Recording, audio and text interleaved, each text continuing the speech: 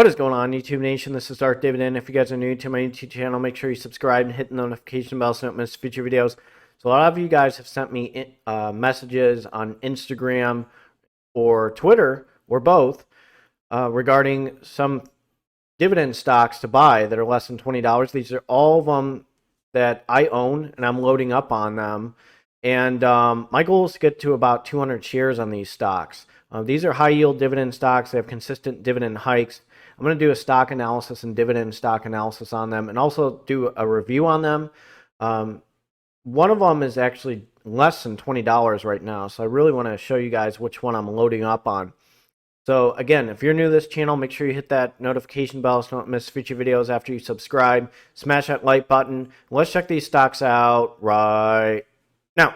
And one of the dividend stocks I'm really concentrating on right now is MPW, Medical Properties Trust. This is a real estate investment trust, and it's less than $20 right now. It actually took a little bit of a hit, and it's down. So that's one thing that I'm going to try to capitalize on once my dividends reinvest, or I start throwing in some more money each week.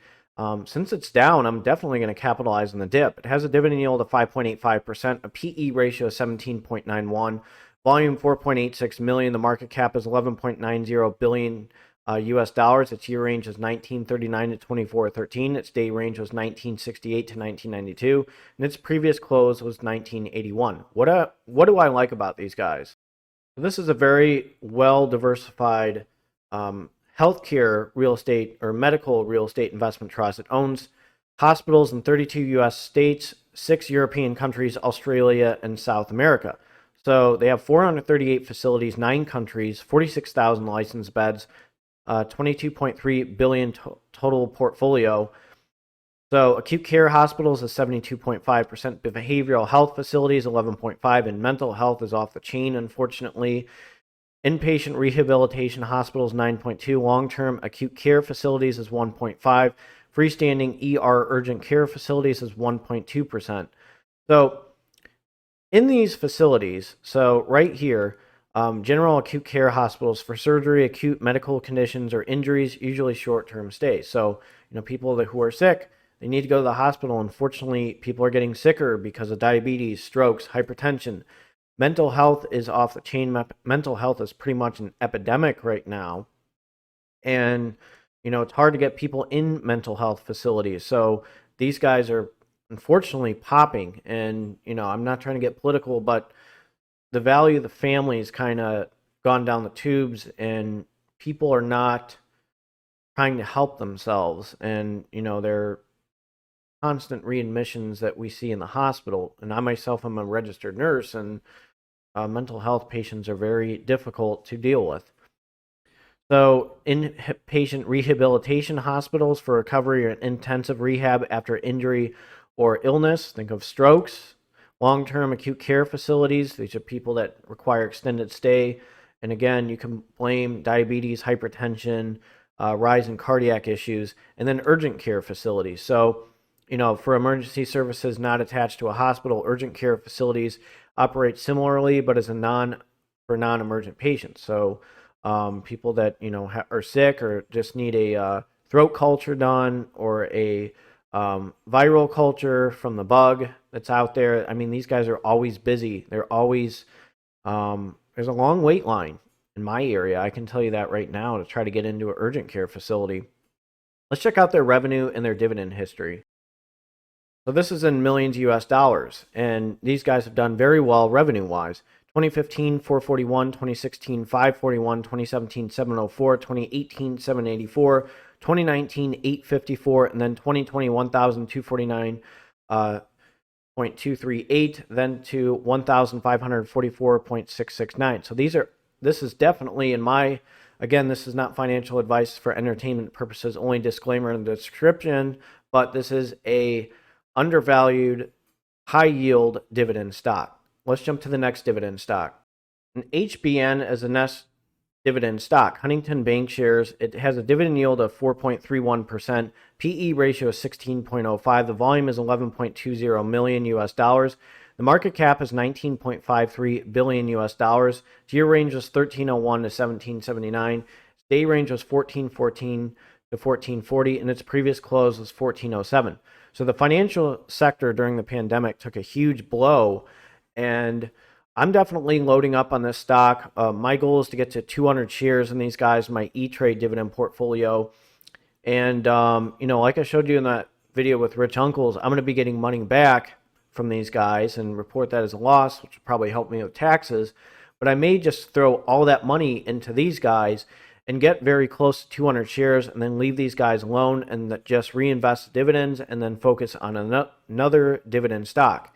And I'll show you how they're doing revenue-wise and how they're doing dividend-wise. There's a phrase, take it to the bank, and look at this. 2015, 3,154. 2016, 3,782. 2017, 4,740. 2018, 5,270. 2019, 5,655. 2020, 5,238. You can blame the pandemic. And then 2021, 6,080. So you're seeing a significant increase in revenue. And again, a lot of these banks and companies learned a lot and learned their lesson when the recession hit in 2008. So honestly, as a bank or a financial company, if you're losing money, you must be doing something really wrong. And those are companies like that I'm not going to touch with a 10-foot pole. But these guys have done well. They're cheap. And I'm going to show you their dividend history. I'm going to go all the way to 2011. It was 1 cent, then 2012, 4 cents, then 2013, 5 cents, then 2016, 7 cents. Then they hit 8 cents. Then 2018, they hit 11 cents. 2019, they hit 14 cents. 2020, they hit 15 cents. Now, look at this, probably pandemic right here. But they're almost at 16 cents. So I'm going to throw some money in these guys. They have a dividend yield of 4.41%, a PE ratio of 10.35, an annual dividend of 62 cents. I cannot say no to these guys. I got to capitalize on the dip. And I can guarantee you I'm going to have 200 or more shares in these guys, hopefully by the end of this year or next year. Let's check out the final dividend stock. The final dividend stock I want to go over is Viatris. And again, this is a new kid on the block. This is a pharmaceutical company. VTRS is a symbol. It's sitting at 1096. It has a dividend yield of 4.38%. The volume of 13.06 million. The market cap is 13.24 billion. The year range was 966 to 1629. Its day range was 1074 to 1097, and its previous close was 1092. So right here, information regarding these guys. Mylan NV was a global generic and specialty pharmaceuticals company. In November 2020, Mylan merged with Upjohn, Pfizer's off-patient medicine division to form Viatris. Previously, the country was demilitated in the Netherlands with the principal executive offices of Hertfordshire, UK, a global center in Canonsburg, Pennsylvania, US. So this is what's important. Let's go over their products. And this is why these guys are a very popular dividend stock, a pharmaceutical stock. And I like these guys, and I'm loading up in them. And my goal is to get to 200 shares or more, and then keep on going. So check this out. So let's go over some products they carry. Performist, it's a really good medication for COPD. It's a long-acting beta agonist that helps people with breathing. Xanax is an anti-anxiety. Effexor and Zoloft, this is for mental health and anxiety. Viagra, we already know what Viagra does, so I'm not going to go into detail. Geodons, gosh, that is a great medication to help people calm down in the hospital. Prion or digestive enzymes that they bring to the table. And these guys are very popular that people take. So not everybody has really good digestive enzymes, so they take these products to help digest food. Now, gabapentin and Neurontin, these are very important medications. Not really important, but they're really good for helping out with diabetic neuropathy that people have. And unfortunately, there's a rise, like I said, in going over MPW and reviewing them, the rise in diabetes and hypertension. And diabetes, you can get diabetic neuropathy. And Dilantin phenytonin is a very good seizure medication. So that's a very important medication for people that have seizures. So they'll be taking that sometimes, or they'll take other medications, but that's a very popular medication. So let's jump to its revenue and its dividend history. I just want to go over their trends recently. So the revenue quarterly was 4.43 billion. The net income was down, but watch the change. The net profit margin was way down. So the revenue increased 4.58 billion. So the net income was down, net profit margin was down. Net profit margin was up in September 2021. The net income increased and the revenue increased to 4.54 billion. December, everything went up. Operating income 189.22%. It increased. Net profit margin 75.94. Diluted EPS 79.44. The net income was up 71.19%. And the revenue is up at 19.82%. So you look at the net income. Okay, it went way down in March 2021. In December, it's going down. So I just want to let you guys know that they're making a comeback. They're a new kid on the block. And I see these guys as a juggernaut within the pharmaceutical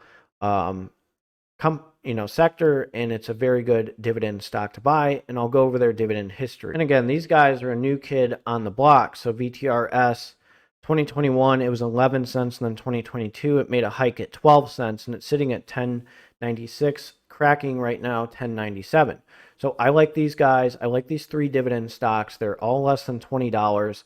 Of course, I'm going to mention ABR. I mean, Arbor Realty Trust is a given for me, but these three dividend stocks I'm loading up on. My goal is to get to 200 shares and then keep on going. So if you're new to this channel, make sure you subscribe and hit the notification bell so you don't miss future videos.